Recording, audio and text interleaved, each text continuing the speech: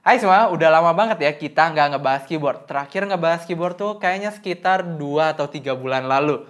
Pas bulan-bulan itu banyak banget keyboard yang dikeluarin sama brand-brand ya. Sampai sebulan tuh bisa ngebahas 3 sampai 5 keyboard. Nggak sebulan ya, dalam 2 sampai 3 bulan itu tuh bisa ngebahas 3 sampai 5 keyboard lah. Banyak banget. Tapi habis dari bulan itu kayaknya brand tuh pada istirahat dulu ya. Pada vakum dulu bikin keyboard. Salah satunya Pressplay juga yang vakum bikin keyboard. Karena pas 2-3 bulan kemarin tuh Pressplay salah satu brand yang ngeluarin keyboard yang bisa dibilang lumayan banyak juga. Nah, pas bulan Agustus ini baru Pressplay ngeluarin keyboard lagi yang merupakan upgrade dari versi sebelumnya. Dan perkenalkan, ini adalah Rover 84 V3.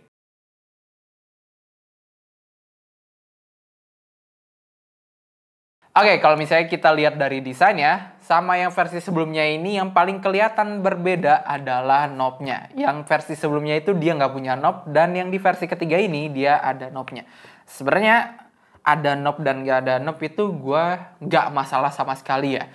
Cuman biasanya orang-orang tuh lebih suka ada knob karena itu kayak tambahan fitur ya, kita bisa atur buat naik turunin volume atau pause mute, atau misalnya kita bisa ubah juga di aplikasinya. Terus yang paling kelihatan kedua adalah si casingnya. Kalau misalnya di versi sebelumnya dia tuh masih pakai tray mount, jadi cuma ada si bottom case-nya aja. Sedangkan di yang V3 ini dia pakai gasket mount. Jadi dia ada bottom case dan top case. Dan si gasket mount-nya ini pakai, coba ya kita buka dulu ini gasket mount-nya. Kita cabut.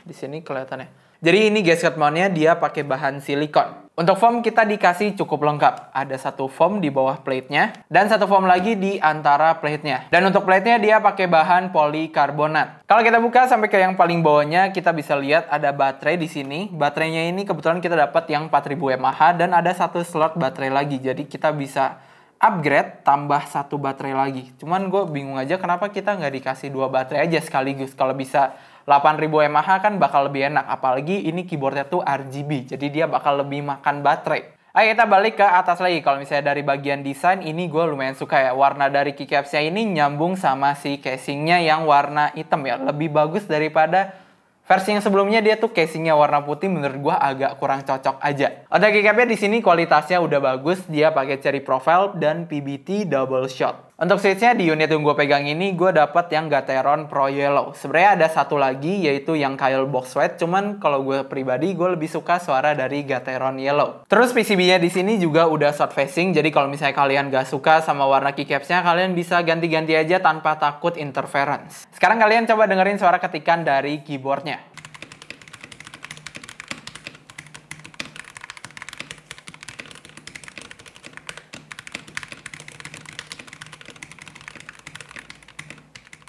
Menurut kalian suaranya gimana? Kalau misalnya gue sendiri, gue sih lumayan suka. Suaranya ini nggak gimana nyaring karena dia kebantu juga sama foamnya. Dia ada double foam tadi.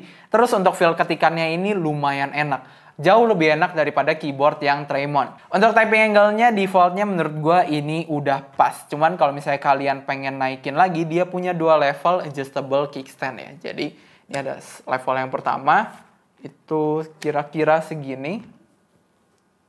Dan ini untuk level yang kedua. Ini lebih tinggi lagi. Oke.